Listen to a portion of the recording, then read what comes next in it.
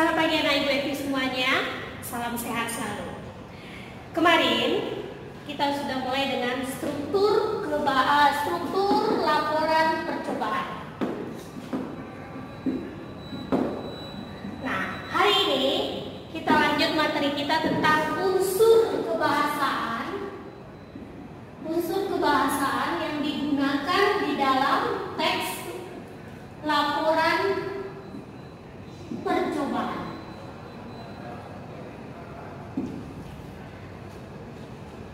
Yang pertama itu adalah kalimat aktif. Kalimat aktif maupun kalimat pasif sebenarnya kalian sudah belajar di SD. Kalimat aktif itu artinya subjek aktif melakukan sesuatu. Jadi polanya subjek, predikat, boleh kamu tambahkan objek ataupun keterangan. Predikat inilah yang menyatakan bahwa dia aktif, sehingga dia berawalan me atau ber. Contoh, Sandi menulis buku novel. Nah, menulis berarti dia berawalan me, yang berarti adalah kalimat aktif. Dari sebuah kalimat aktif, kalian bisa mengubahnya menjadi kalimat pasif dengan membalikan objek ke depan. Objek, kalau ini polanya subjek, predikat, objek, maka objek ini harus kalian ubah menjadi subjek. P-nya tetap, tetapi dari berawalan me itu akan berubah menjadi awalan di, dan subjek itu akan berubah menjadi objek, sehingga untuk pasifnya menjadi buku novel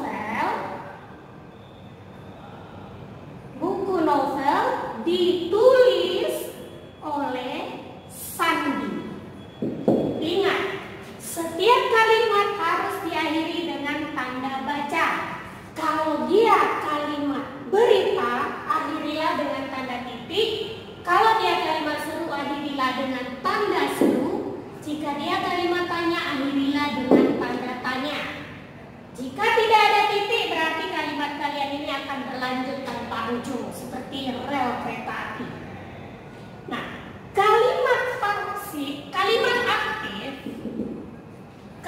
aktif ini terbagi dua. Ada aktif transitif, ada aktif intransitif. Aktif transitif berarti kalimat aktif yang memerlukan objek. Sedangkan kalimat intransitif itu kalimat aktif yang tidak memerlukan objek. Contoh, aktif transitif. Saya memasak ikan, memasak nasi lah lebih bagus ya. Oke, saya subjek, memasak predikat, nasi objek. Jadi dia membutuhkan objek karena kamu bisa membalikannya menjadi kalimat pasif.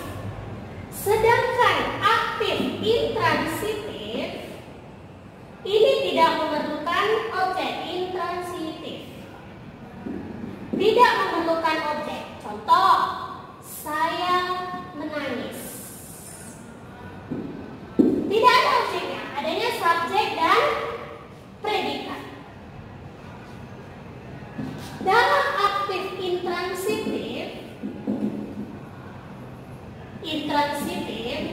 polanya selain subjek dan predikat, bisa juga polanya subjek, predikat ditambah dengan pelengkap, atau subjek, predikat ditambah dengan keterangan. Yang pasti kata kuncinya tidak ada objek. Kurasa sampai di sini kalian udah jelas.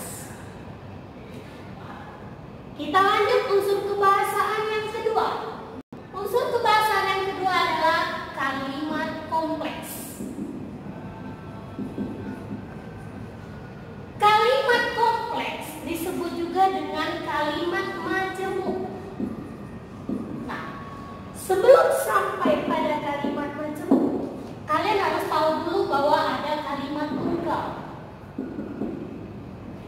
Kalimat tunggal ini adalah kalimat yang hanya memiliki satu pola kalimat. Satu pola kalimat saja. Contoh polanya boleh subjek predikat, boleh subjek predikat objek, subjek predikat keterangan, subjek predikat pelengkap, subjek predikat objek keterangan. Boleh.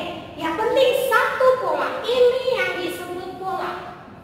Nah, pola tunggal atau kalimat tunggal itu hanya setiap kalimat polanya harus ada subjek dan predikat. Jika tidak ada subjek dan predikat, berarti kalimatmu belum sempurna. Ini dasar dari sebuah kalimat. Nah, kalimat kompleks sendiri itu adalah kalimat yang memiliki lebih dari satu pola kalimat. Berarti dia dua pola kalimat. Bisa. Jadi kalimat kompleks ini dua pola kalimat. Bisa subjek predikat, terus pola yang keduanya subjek predikat objek, atau juga boleh subjek predikat.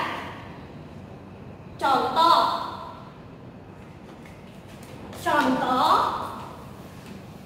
kembali ke sini lagi.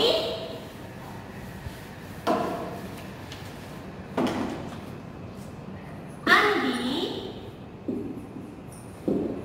sedang membaca.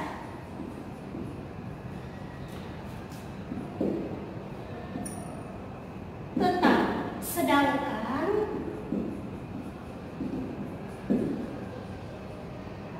Rani sedang menulis. Nah, kita bisa membuat pola kalimatnya. Andi subjek, sedang membaca predikat, Rani subjek, sedang menulis predikat. Maka pola kalimat kompleks ini subjek predikat, subjek predikat. Predikat ini kalimat yang pertama, ini kalimat yang kedua. Inilah yang disebut dengan kalimat kompleks atau kalimat majemuk.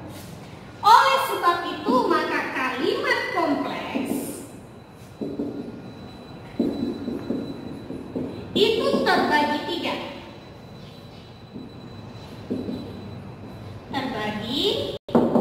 Yang pertama disebut kalimat kompleks. Ini kita ubah jadi majemuk ya nak ya. Kalimat majemuk setara. Yang kedua, kalimat majemuk bertingkat.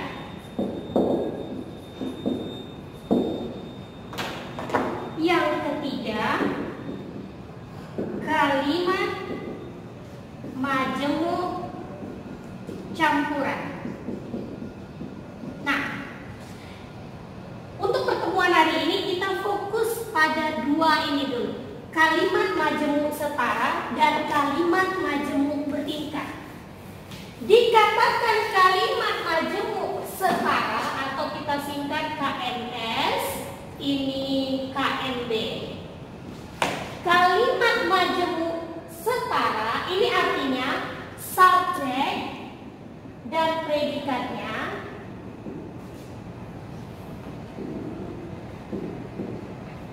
kedudukannya setara. Setara atau sejajar. Tahu sejajar berarti lurus. Ini contoh kalimatnya. Andi sedang membaca, sedangkan Rani sedang menulis. Ini kebanyakan sedang itu ini. Nah, pola kalimatnya setara karena mereka berada dalam satu garis lurus. Dengan untuk menentukan ini, maka kamu bisa menggunakan kata hubung atau kamu kenal dengan biasakan menggunakan konjungsi, karena nanti di akhir kelas 9 ujian-ujian kamu akan berjumpa dengan kata konjungsi. Jadi konjungsi itu adalah nama lain dari kata hukum. Nah, konjungsi yang biasa digunakan dalam kalimat majemuk setara ini KNS. Dan, sedangkan, atau. Ini untuk menjumlah, ini untuk memilih, ini untuk menggabung. Untuk bertentangan. Dua kegiatan yang dilakukan bertentangan. Kalau kamu hafal atau bisa menerapkan, memahami penggunaan konjungsi dari kalimat majemuk setara, kamu tidak akan mengalami hambatan. Bu rasa sampai di sini jelas. Yang kedua, kalimat majemuk bertingkat. Dikatakan kalimat majemuk bertingkat karena dia memiliki induk kalimat dan anak kalimat. Jadi ada induk, ada anak. Contoh, ayah pulang ketika ibu sedang memasak. Nah, perhatikan. Ayah subjek, pulang predikat. Ketika ibu sedang memasak, ini adalah keterangan waktu. Coba kamu tanyakan, kapan ayah pulang? Jawabannya pasti ketika ibu sedang memasak. Ini menyatakan waktu. Nah, pola ini disebut dengan induk kalimat. Mana anak kalimat? Yang disebut anak kalimat adalah salah satu dari bagian pola ini bisa dibagi. Nah, yang bisa dibagi di sini adalah keterangan waktu. Keterangan waktu ini dibagi menjadi ibu subjek sedang memasak predikat. Inilah yang disebut dengan anak kalimat. Maka pola kalimat ini adalah subjek, predikat, keterangan waktu, di mana keterangan waktu ini kita bagi lagi menjadi subjek dan predikat. Ini dia.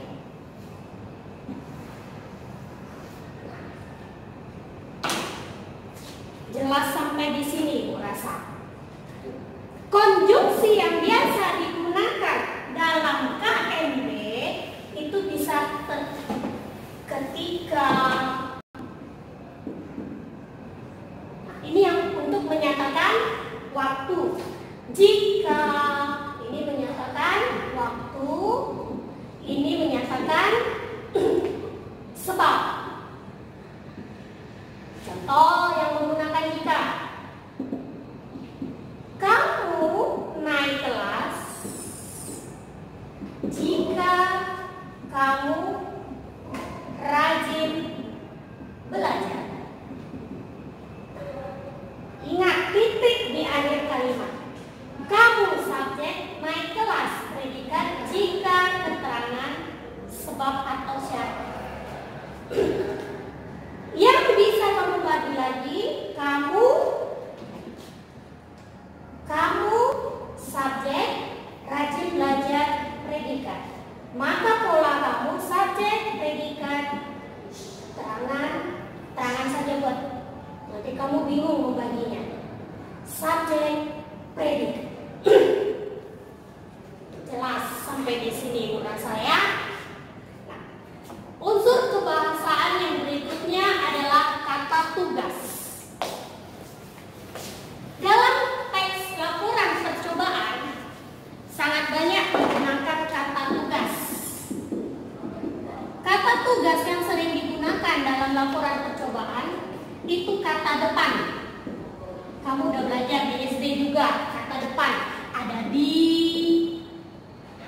ke, dari, dan seterusnya. Di, ke, jika kamu membuat dalam kalimat dan dia berupa kata depan, maka kamu menulisnya harus dipisah. Contoh,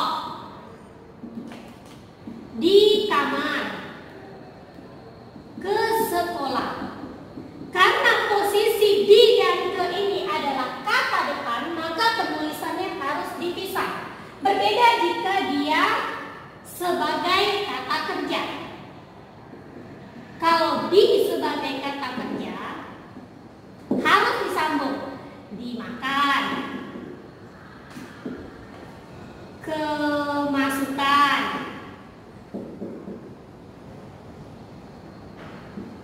Nah, ini harus disambung, berbeda penulisannya.